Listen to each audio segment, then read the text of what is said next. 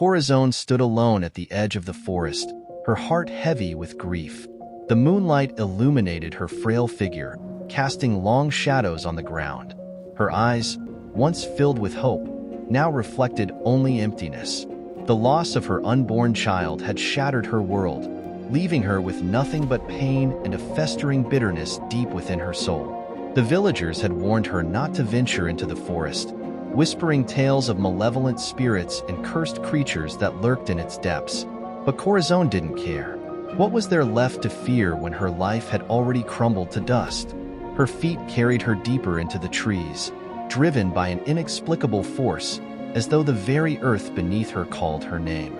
They had buried her child at the foot of an ancient tree, an act meant to appease the spirits. But no ritual, no prayer, could fill the void left inside her. The villagers murmured behind her back, blaming her, whispering that her sorrow had called something dark from the forest. Some said her grief had poisoned the land, and others spoke of an old curse that would soon rise again. As she knelt before the grave, her tears soaking the earth, a chilling breeze swept through the forest, carrying with it a sound, a faint whisper. It was subtle at first, almost like the wind passing through the trees. But soon, the voice became clear, and it was calling her name. Corazon. She looked up, startled, her breath hitching in her throat. The forest, once a quiet place of mourning, now felt alive, pulsating with a strange energy.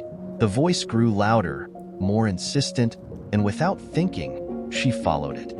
It led her deeper into the dark woods, where the trees grew thicker, their branches twisted and gnarled like skeletal hands. There, hidden beneath the thick foliage, was an old, forgotten altar. It was covered in vines, the stone crumbling from centuries of neglect. Corazon approached cautiously, her heart racing. A sense of dread washed over her, but the voice continued to call, urging her closer. Corazon, free yourself. A figure appeared before her, a woman cloaked in shadows. Her face was hidden, but her voice was soft, almost soothing. You can end your suffering, Corazon. You can have your child back. All you need to do is accept the gift. Tears welled up in Corazon's eyes. What gift? How can I bring my baby back? The shadowy figure extended her hand. This land is cursed because of grief like yours. It breeds power, dark and ancient. Take it, and you will be free from pain. You will be strong. You will live forever. Desperation clouded Corazon's judgment.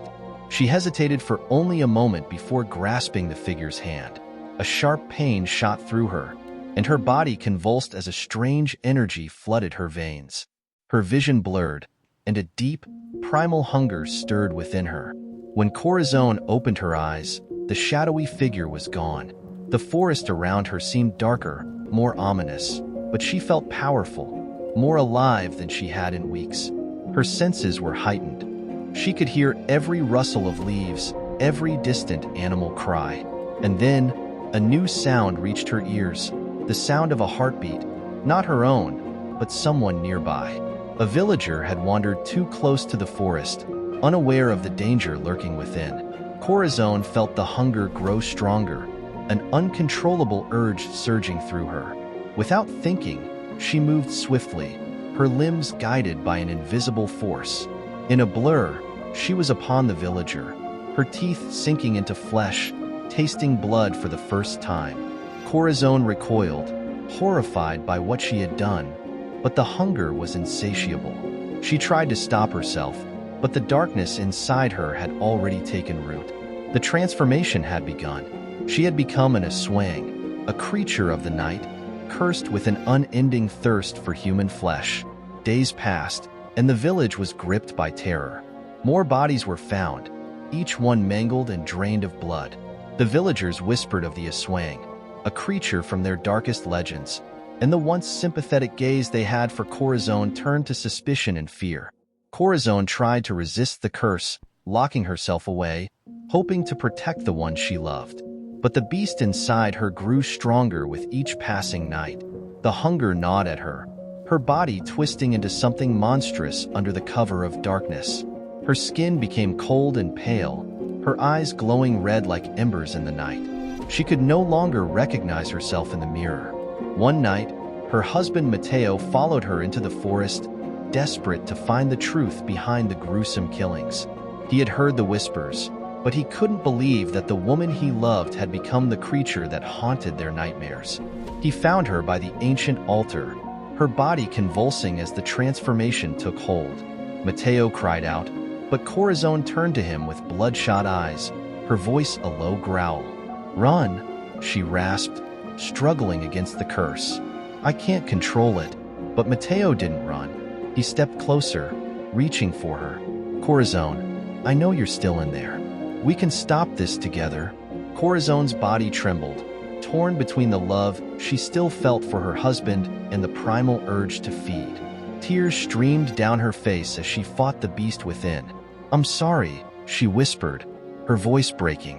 In a final moment of clarity, Corazon grabbed a sharp stone from the altar and plunged it into her chest, hoping to end the curse before it consumed her completely.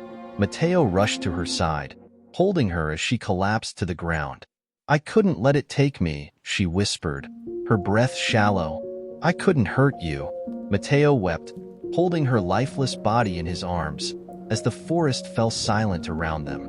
The curse of the Aswang had begun with Corazon, but with her death, the darkness would find another to carry its burden. And so, the legend of the Aswang lived on, waiting for the next broken soul to awaken the curse once more.